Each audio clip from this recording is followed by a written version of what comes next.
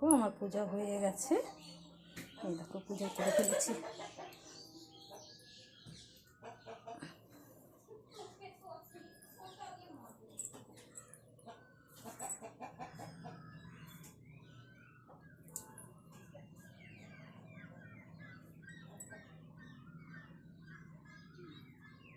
রোজ এইভাবে আমি পুজো করি, জানো তো।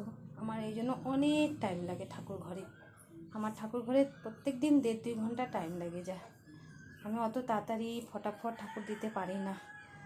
আমি একটু পরিষ্কার একদম সব কিছু গুছিয়ে টুচিয়ে একদম ঠাকুর ঘর, আমার ঘর যেরকম থাকার ঘরগুলো যেরকম পরিষ্কার থাকবে, আমার ঠাকুর ঘরও সেরকম পরিষ্কার থাকবে।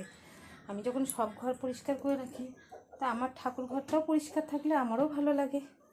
এই দেখো আমি প্রত্যেক দিন এইভাবে ঠাকুর ঘর পরিষ্কার করি আর এইভাবেই ঠাকুরকে পুজো করি। মনটা ভীষণ শান্তি লাগে, জানো তো। দেখো